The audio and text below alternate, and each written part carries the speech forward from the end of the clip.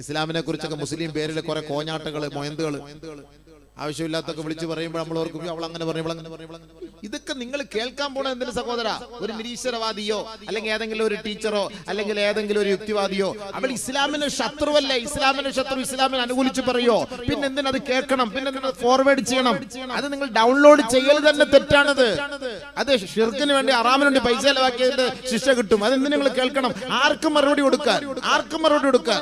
ദാലികൽ കിതാബ് ലാ റൈബ ഫീ ഹുദൽ ലിൽ മുത്തഖീൻ. പരിശുദ്ധമായ ഖുർആൻ സംശയം വേണ്ട, നിസ്സംശയം നിസ്സംശയം അത് വഴികാട്ടിയാണ്, അത് സ്വർഗത്തിലേക്കുള്ള വഴികാട്ടിയാണ്. അതാരാണോ അതിനെ ഇഷ്ടപ്പെട്ടു വരുന്നവർ അവർക്ക് എല്ലാ വാതിലുകളും തുറന്നിട്ട് കൊടുത്ത മഹനീയമായ മഹത് ഗ്രന്ഥമാണ് ഖുർആൻ. അതിൽ സംശയമേ ഇല്ല, അതിൽ വൈരുദ്ധ്യമേ ഇല്ല. പിന്നെ നമ്മൾ എന്തിനു മറുപടി കൊടുക്കണോ? ഞാനോ നിങ്ങളെ മറുപടി കൊടുത്ത ഇവ മുസ്ലിം ആവോ? ആയിരക്കണക്കിന് യൂറോപ്പിലെ മക്കൾ മുസ്ലിം ആയിക്കൊണ്ടിരിക്കുകയാണ്.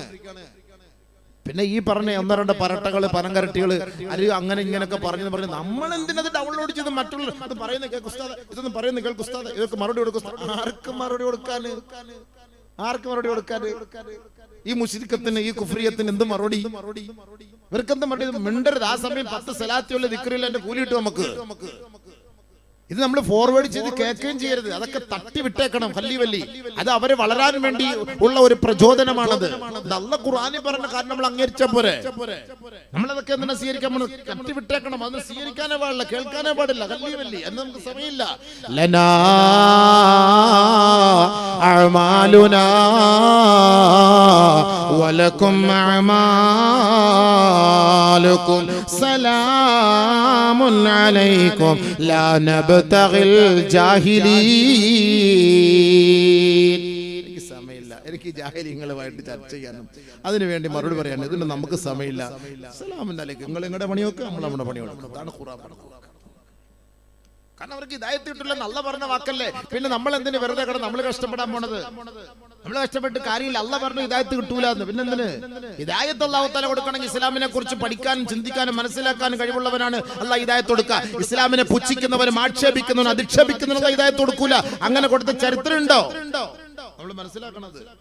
ഇനി അവന്റെ അറിവില്ലായ്മ കൊണ്ട് ഒരു പക്ഷേ ഇസ്ലാമിനെ ആക്ഷേപിച്ചേക്കാം. അവൻ പെട്ടെന്ന് പഠിക്കും, മനസ്സിലാക്കുമ്പോൾ അവൻ ഉടനെ പശ്ചാത്തപിക്കും. അവന് ചിലപ്പോൾ ഹിദായത്ത് കിട്ടിയേക്കാം, അവന് ഹിദായത്ത് കിട്ടിയേക്കാം.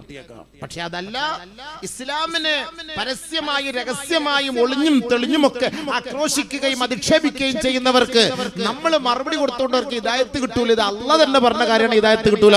പിന്നെ അതിനുവേണ്ടി നമ്മൾ സമയം മെനക്കെടാൻ നിൽക്കല്ലേ. അതാണ് നമ്മൾ പറയേണ്ടത്. സമയം നമ്മൾ മെനക്കെടുത്തണ്ട. അള്ളാഹു മനസ്സിലാക്കാൻ നമുക്ക് തൗഫീഖ് നൽകട്ടെ. അള്ളാഹു മനസ്സിലാക്കാൻ തൗഫീഖ് നൽകട്ടെ. നമുക്ക് കിട്ടിയ ഹിദായത്ത് അത് പൊട്ടിപ്പോകാതെ പിടിച്ചു വെച്ചോ. അതുകൊണ്ട് ഇങ്ങനെയുള്ള ആലിമീങ്ങളുടെ റൂഹിനെ പിടിക്കുന്നത് പോലെ അല്ലാഹു തആല എന്താ വളരെ മൃഗീയമായ നിലയിലാണ് റൂഹിനെ പിടിക്കുന്നത്. മലക്കുകൾ വന്നിട്ട് പറയും, അഖ്രിജൂ അൻഫുസകും, പുറത്തെടുക്കടാ നിന്റെ റൂഹിനെ, വലിച്ചെടുക്കടാ നിന്റെ പുറത്ത്. യൽരിബൂന വുജൂഹഹും വഅദ്ബാറഹും, മുഖത്തും മുതുകത്തും അടിയാണ്, ഭയങ്കരമായ അടിയാണ്. എടുക്ക് പുറത്ത്, വലിച്ചൂരി എടുക്കാണ്. എന്നിട്ട് മലക്കുകൾ പറയുന്ന ഒരു കാര്യമുണ്ട്. എന്തിനാ നിന്നെ ഇത്രത്തോളം മൃഗീയമായ നിലയിൽ ഞങ്ങൾ റൂഹിനെ പിടിക്കുന്ന നിനക്കറിയോ? അൽയൗമ തുജ്സൗന അദാബൽ ഹൂൻ ബിമാ കുൻതും തഖൂലൂന അലല്ലാഹി ഗൈറൽ ഹഖ്. അല്ലാഹു പറയാത്തത് അല്ലാഹുവിന്റെ മേൽ പറഞ്ഞവനല്ലേ. അല്ലാഹു അറിയിക്കാത്തത് അവന്റെ മേൽ അപരാധം പറഞ്ഞ് കെട്ടിച്ചവച്ചവനല്ലേ. പരിശുദ്ധമായ ശരീഅത്ത് അത് വിശാലമാണ്, ലോകർക്കത് മാതൃകയാണ്, സകലമാന മക്കൾക്കും ഉൾക്കൊള്ളാൻ പറ്റിയ മഹനീയമായ മാതൃകയാ, മഹത്തരമായ ഗ്രന്ഥമാണ്. അതിനെ ആക്ഷേപിച്ചവനല്ലേ, അധിക്ഷേപിച്ചവളല്ലേ. അല്ലാഹുവിന്റെ മേൽ അപരാധം പറഞ്ഞവനെ, നിന്റെ ആത്മാവിനെ മൃഗീയമായ നിലയിൽ പിടിക്കാനാണ് ഞങ്ങളുടെ റബ്ബ് ഞങ്ങളോട് കൽപ്പിച്ചത്. അൽയൗമ തുജ്സൗന അദാബൽ ഹൂൻ, ഇന്നേ ദിവസം നിനക്ക് നൽകപ്പെടുന്നത് നിന്ദ്യമായ ശിക്ഷയാണ്.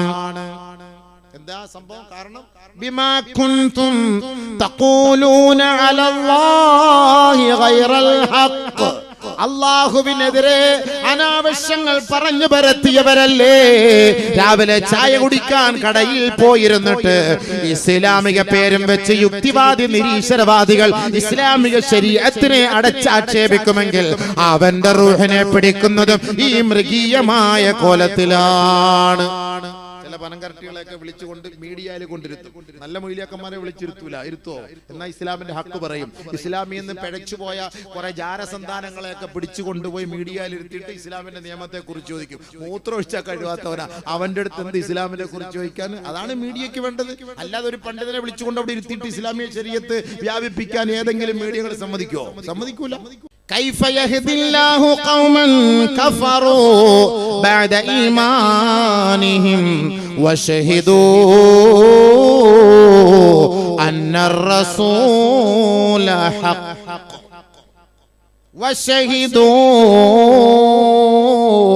أن الرسول حق وجاءهم البينات والله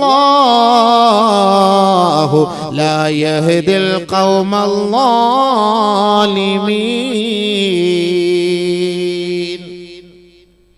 كيف يهدي الله? എങ്ങനെ ഹിദായത്ത് കിട്ടും? എങ്ങനെ അല്ലാഹ് ഹിദായത്ത് കൊടുക്കും? ഖൗമൻ, ഒരു വിഭാഗത്തിന്, കഫറു, അവൻ നിഷേധിച്ചവനാണ്, ബഅദ ഈമാനിഹിം, ഈമാനുള്ളവനായിരുന്നു.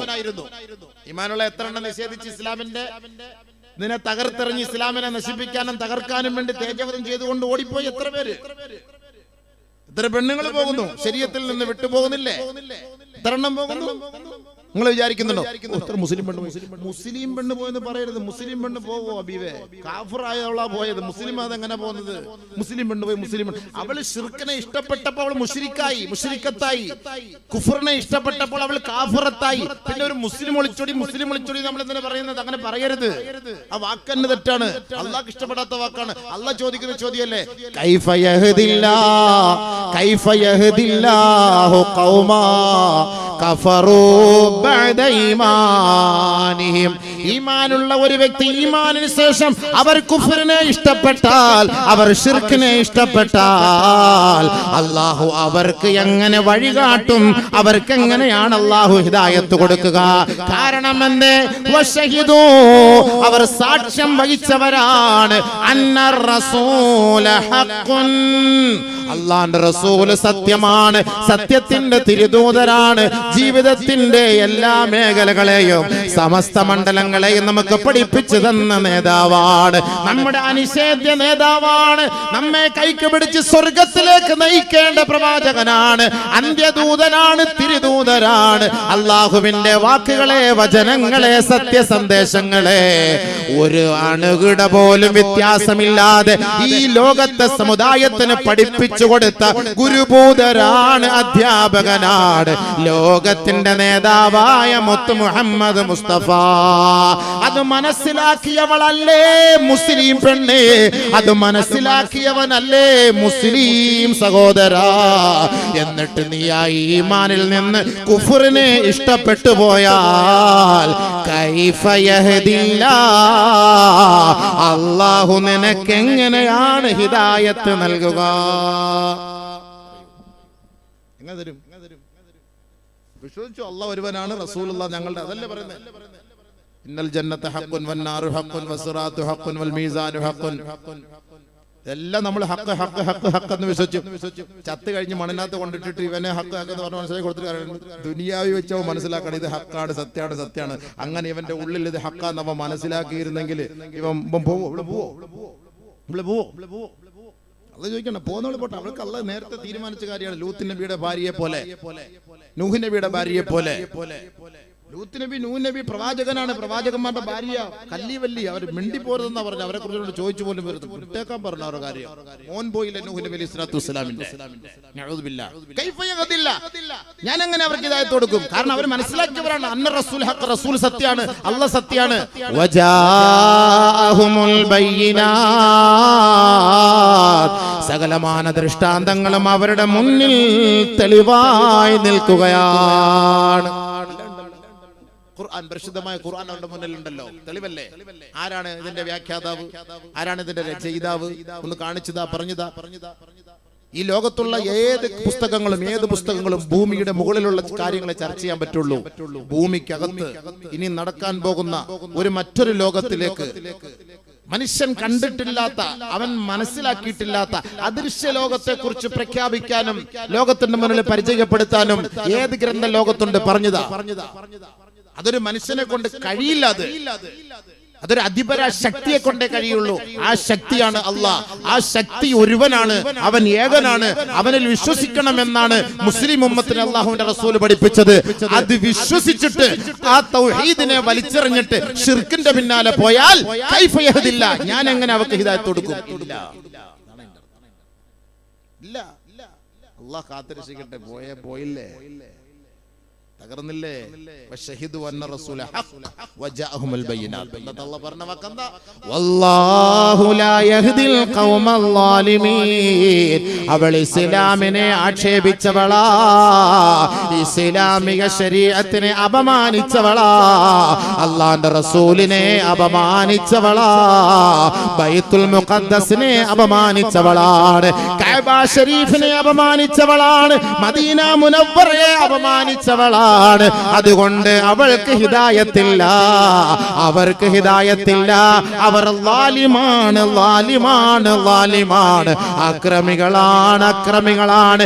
കൈഫ യഹ്ദില്ല, അവർക്ക് എങ്ങനെയാണ് അല്ലാഹു ഹിദായത്ത് നൽകുക? വല്ലാഹു ലാ യഹ്ദിൽ ഖൗമൽ ളാലിമീൻ. നമ്മുടെ മക്കളെ കാത്തിരക്ഷിക്കട്ടെ. അവരുടെ പര്യവസാനം എവിടെ? അവരുടെ പര്യവസാനം എവിടെ? ഉലൈക ജസാഉഹും അന്ന അലൈഹിം ലഅനത്തുല്ലാഹി വൽ മലായികതി വൻ നാസി അജ്മഈൻ. അവൾക്കുള്ള കൂലി, അവളുടെ കൂലി, അവന്റെ കൂലി. ഇസ്ലാമിക ശരീഅത്തിനെ മനസ്സിലാക്കിയിട്ട് അറിഞ്ഞിട്ട് ഇതിന്റെ യാഥാർത്ഥ്യത്തെ ഉൾക്കൊണ്ടിട്ട് അതിൽ നിന്ന് ഒളിച്ചോടി പോകുന്നവൾ, അല്ലാഹ് പറയാണ് അവളുടെ കൂലി, അവൾ നിത്യമായും, അവൾ കാലാകാലവും ശപിക്കപ്പെട്ടവളാണ്. അല്ലാഹുവിന്റെ ശാപം, വൽ മലായിക, മലായികമാരുടെ ശാപം, വന്നാസി അജ്മഈൻ, സകല ജനങ്ങളും. അവൾ പോയില്ലേ മുടിയാൻ, തകരാൻ, നശിക്കാൻ. അവസാനം വേശ്യാലയത്തിൽ പോയി അവൾ ചാവും. അങ്ങനത്തെ പുഴുപിടിച്ച് ചാവും, പുഴുത്തി ചാവും. അതാണ് അവസാനത്തെ ഗതികേട്. അതെന്തുകൊണ്ട് അങ്ങനെ സംഭവിക്കുന്നു? ഈ ശാപം അവളുടെ മേലേക്ക് ഇറങ്ങി. ഈ ശാപം ഇറങ്ങിയിട്ടാണ് ഇങ്ങനെ പോകുന്നത്. ശാപം കയറിപ്പോയി അവളുടെ മേലേക്ക്. അല്ലാഹ് പറഞ്ഞ വാക്കല്ലേ, ഖുർആനല്ലേ ഇത്. എന്നെ നിഷേധിക്കാൻ പറ്റുമോ? നിങ്ങൾക്ക് നിഷേധിക്കാൻ പറ്റുമോ? ഖുർആൻ പറഞ്ഞ വാക്കാണ്, അല്ലാഹ് പറഞ്ഞ വാക്കാണ്. ലഅനത്തുല്ലാഹ് വൽ മലായികതി വൻ നാസ് അജ്മഈൻ. എന്നിട്ട് അല്ലാഹ് പറഞ്ഞ വാക്കാണ് ഖാലിദീന ഫീഹാ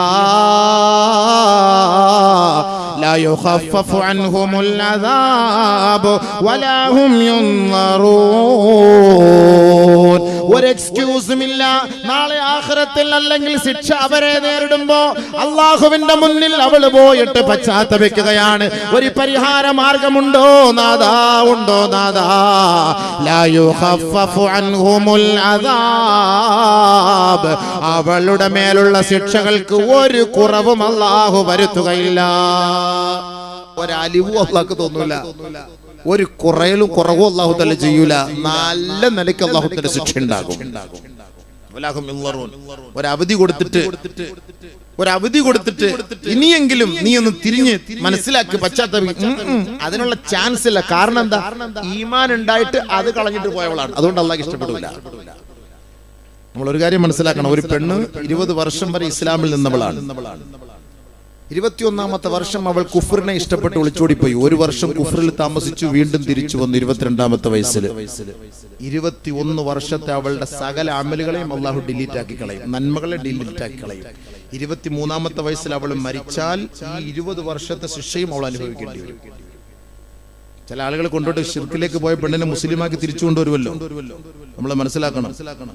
ഒളിച്ചോടി പോയ ശൈത്താനെയൊക്കെ പിടിച്ചിട്ട് കൊണ്ടുവന്നിട്ട് വീണ്ടും കൊണ്ടുവന്നിട്ട് തലയ്ക്ക് പിടിച്ചൊഴിഞ്ഞ് 3 തേങ്ങായും ഉടച്ചിട്ട് ഷഹാദത്ത് കലിമ ചൊല്ലി കൊടുക്കും. എന്തൊരു ഷഹാദത്ത് കലിമ, എന്ത് ഷഹാദത്ത് കലിമ, ഷഹാദത്ത് കലിമ ചൊല്ലി കൊടുത്താൽ അവർക്ക് എന്ത് ഷഹാദത്ത് കലിമ? നമ്മുടെ മുന്നിൽ ഷഹാദത്ത് കലിമ ചൊല്ലിട്ട് അടിയിൽ കൂടെ വേറെ പരിപാടിയാണ്. ഈ ഷഹാദത്ത് കലിമ ചൊല്ലി ഇനി മുസ്ലിമായെന്ന് വെച്ചോളി. ഈ 20 വർഷം അല്ലെങ്കിൽ 25 വർഷം, ഇപ്പൊ 40 വയസ്സ് അതൊക്കെ ഒളിച്ചോടുന്നത്.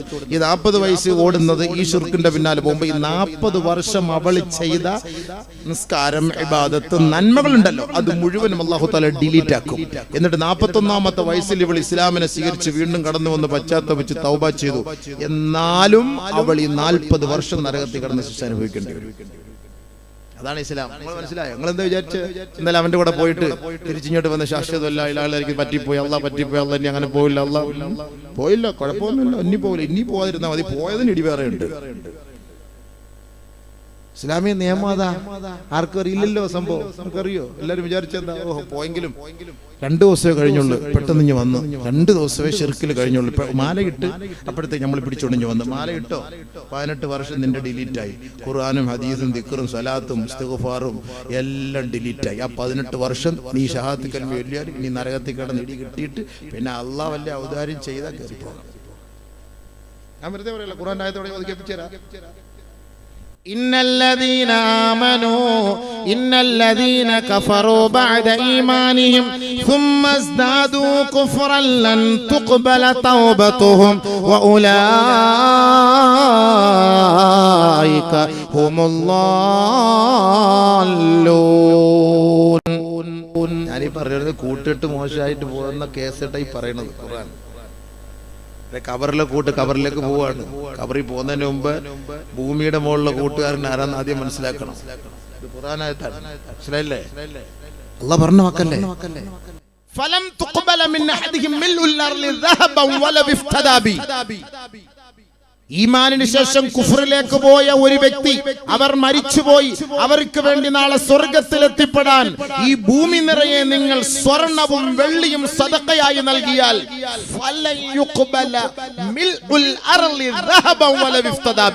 ഇത് മുഴുവനും അല്ലാഹു സുബ്ഹാനഹു വ തആല വലിച്ചെറിയും ചവറ്റുകൊട്ടയിലേക്ക്. ഈ ഭൂമി നിറയെ സ്വർണവും വെള്ളിയും.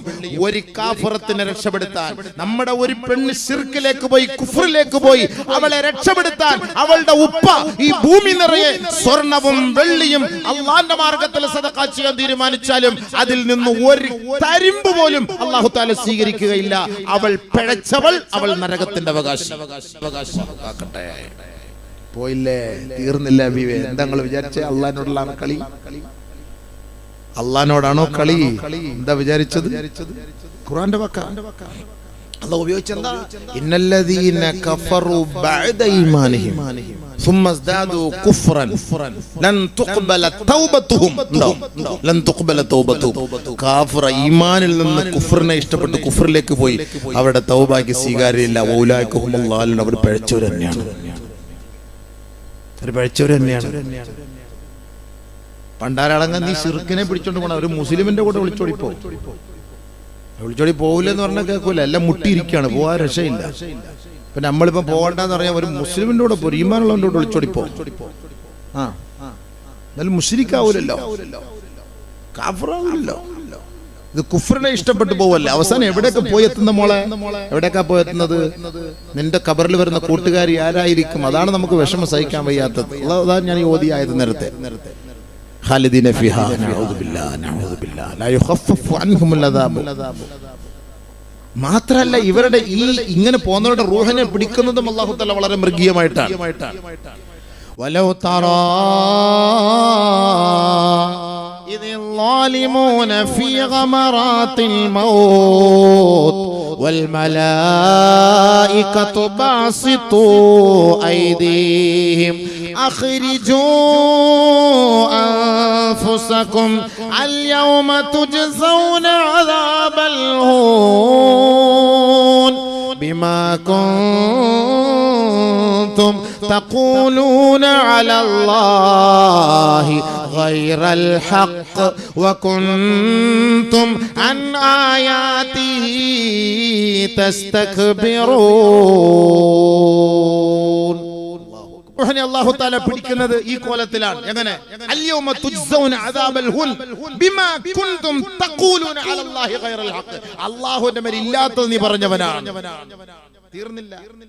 വകുൻതും അൻ ആയാതിഹി തസ്തക്ബിറൂൻ. അല്ലാഹുവിന്റെ ആയത്തിനെ ധിക്കരിച്ച്, അഹങ്കരിച്ച്, കിബിർ കാണിച്ച് അതിനെതിരെ പല്ലിളിച്ച് നടന്നവനാണ്. അതുകൊണ്ട് നിനക്കുള്ള ശിക്ഷ ഇതാണ്.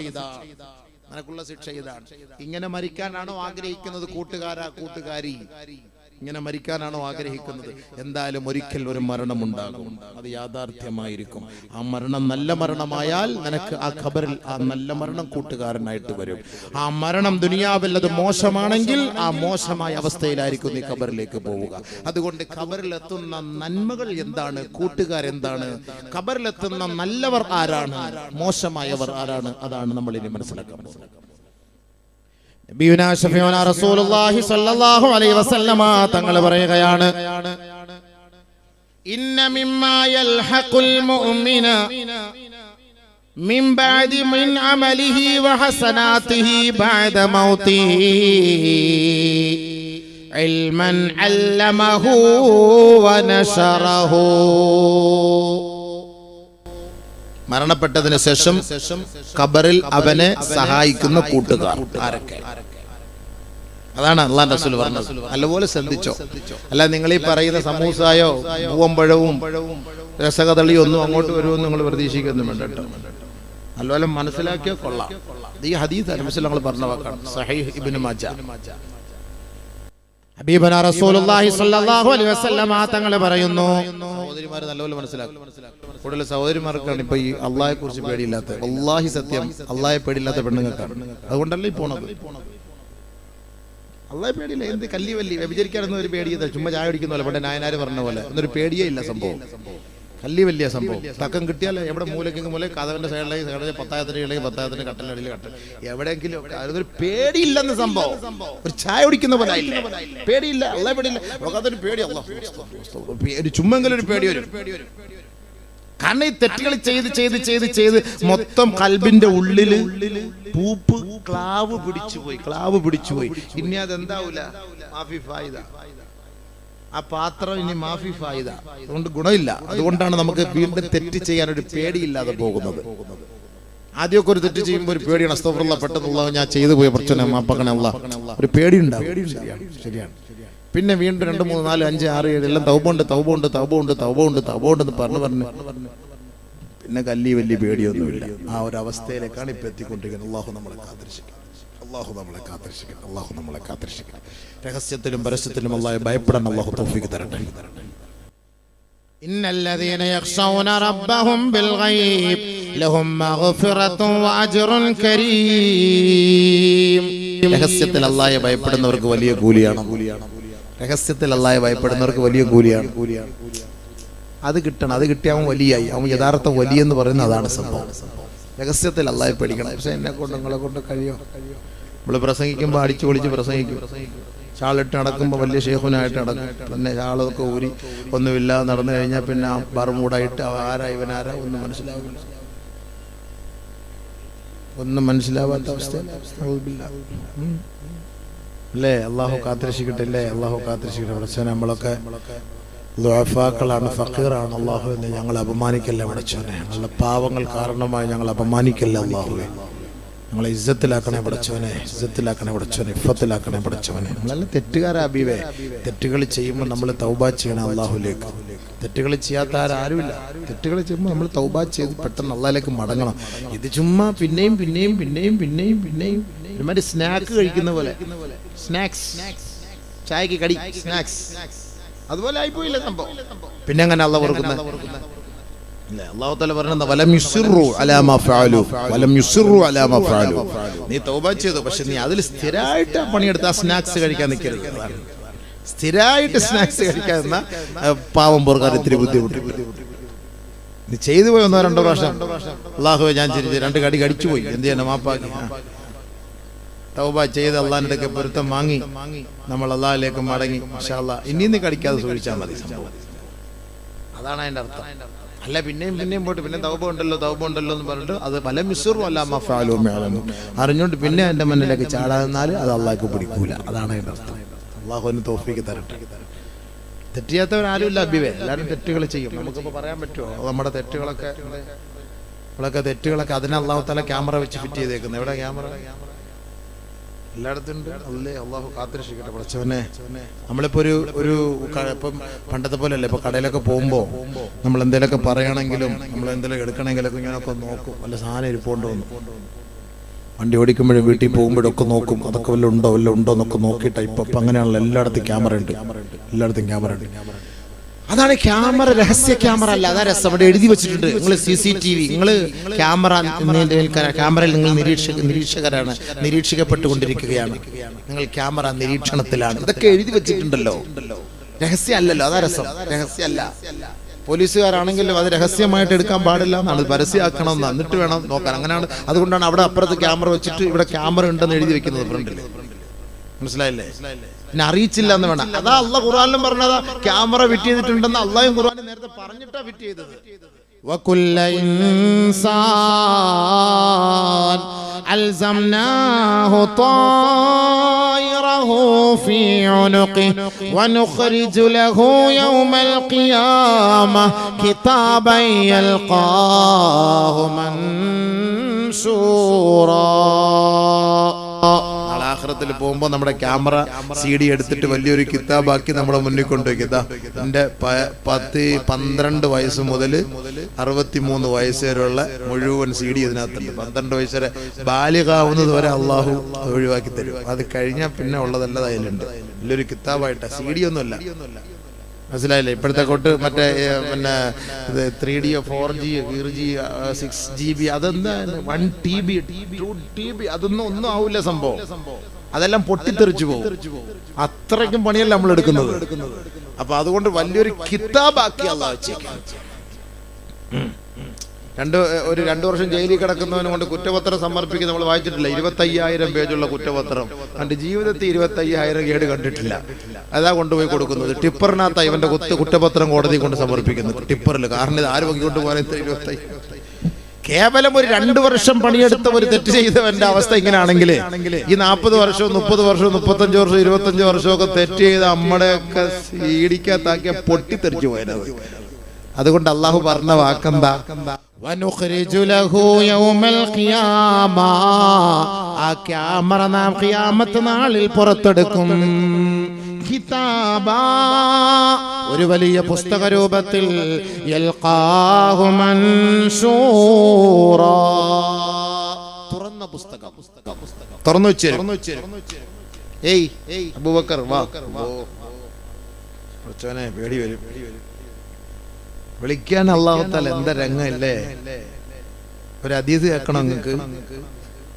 നബി സല്ലല്ലാഹു അലൈഹി വസല്ലം തങ്ങൾ പറഞ്ഞാണ്, നമ്മളൊക്കെ ചെയ്ത തെറ്റുകൾ നമ്മൾ എത്ര തൗബ ചെയ്താലും ഹജ്ജ് ചെയ്താലും അല്ലാഹ് പുറത്തു വരും. പക്ഷെ എന്നാൽ ചെയ്ത തെറ്റ് അല്ലാഹ് നമ്മളെ രഹസ്യമായിട്ട് കാണിക്കും.